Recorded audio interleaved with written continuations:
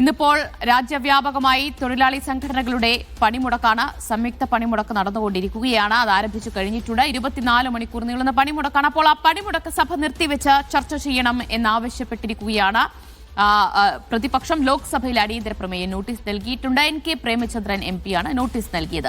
കേന്ദ്ര സർക്കാർ നടപ്പിലാക്കുന്ന പുതിയ ലേബർ കോഡുകൾ പിൻവലിക്കണം എന്നതടക്കമുള്ള കാര്യങ്ങൾ ചർച്ച ചെയ്യണമെന്നാണ് ആവശ്യം. ധനസുമോദുണ്ട് വിവരങ്ങൾ നൽകാൻ. ധനസുമോദ്, ഇന്നിപ്പോൾ ദേശീയ പണിമുടക്കാണ്. അത് കേന്ദ്രത്തിന്റെ തൊഴിലാളി വിരുദ്ധ നയങ്ങൾക്കെതിരെയാണ് പണിമുടക്ക് ഇപ്പോൾ നടന്നുകൊണ്ടിരിക്കുന്നത്. അത് സഭ നിർത്തിവെച്ച് ചർച്ച ചെയ്യണം എന്നാണോ NK പ്രേമചന്ദ്രന്റെ ആവശ്യം? മറ്റെന്തൊക്കെ നോട്ടീസിൽ ഉന്നയിക്കുന്നുണ്ട്? 29 ലേബർ നിയമങ്ങൾ 4 കോഡുകളിലാക്കിയാണ് ഈ പുതിയ ലേബർ കോഡ് പുറത്തിറങ്ങാൻ പോകുന്നത്. ഇത് തൊഴിലാളികളെ അവരുടെ വേതനവും അവരുടെ ബോണസുമായി ബന്ധപ്പെട്ടതാണ് പ്രധാനപ്പെട്ട ഒന്ന്. ഇത് ഒരു ബേസിക് പേയുമായി ബന്ധപ്പെട്ട് അത് കഴിയുമ്പോൾ തൊഴിലാളികൾക്ക് ലഭിക്കുന്ന ശമ്പളം കുറയും എന്ന് തന്നെയാണ് പ്രധാനമായി ഇത് ചൂണ്ടിക്കാട്ടുന്നത്. ഇത് മാത്രമല്ല, സാമൂഹ്യ സുരക്ഷിതത്വം നൽകുന്ന കുറേ പദ്ധതികളുണ്ട്. PF ഉണ്ട്, ESI ഉണ്ട്. ഇതിലെല്ലാം മാറ്റം വരുത്തുന്നു. മാത്രമല്ല, തൊഴിലാളി വർഗം വളരെ വർഷങ്ങൾ കൊണ്ട്, പതിറ്റാണ്ടുകൾ കൊണ്ട് നേടിയെടുത്ത വലിയ തരത്തിലുള്ള ഒരു അവകാശമാണ് 8 മണിക്കൂർ ജോലി എന്നുള്ളത്.